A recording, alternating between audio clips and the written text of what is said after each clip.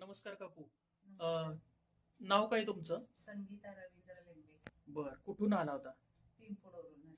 बर, आता तुम्हाला काय काय त्रास होत होता?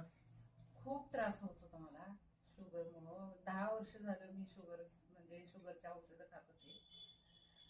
आणि रोज 3000 mg गोळ्या खाऊन 12 ml इन्सुलिन घेऊन पण शुगर माझी 380, 300, 350 अशी शुगर येत होती. बर. आणि एवढं खाऊन पूर्ण मी वीक झाले की मला उभं राहता येत नव्हतं, चालता येत नव्हतं. पायांना फोड यायचे, दम यायचे, म्हणजे डोळे पूर्ण माझे बंद झाले. पॅरलिस झाला मला 2 वेळा. आणि काहीच सहन होत नव्हतं. गोळ्या सुटत होत नव्हत्या. थोडं खाल्लं तरी उलट्या वगैरे व्हायच्या, जुलाब व्हायचे. हृदयाचा काय प्रॉब्लेम झाला तर माग? हृदय एन्जिओप्लास्टी झाली माझी. बर. 2 अटॅक आले मला. बर. हा. आणि डोळ्याला काय त्रास होत होता? डोळे माझे पूर्ण बंदच झाले ते.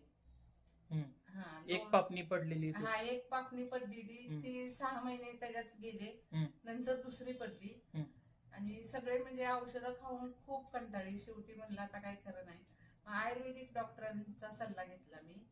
आयुर्वेदिक डॉक्टरांकडे आले, औषधं त्यांची चालू केली. 1 महिन्यातच मी खूप चांगली झाली.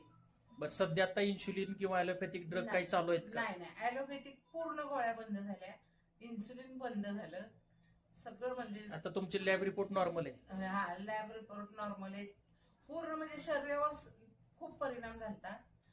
हे आयुर्वेदिक औषधं चालू केल्यापासून मी खूप चांगली झाली. सगळे रिपोर्ट माझे नॉर्मल झाले. ही औषधं केल्यापासून 2 महिन्यात माझे रिपोर्ट नॉर्मल झाले सगळे.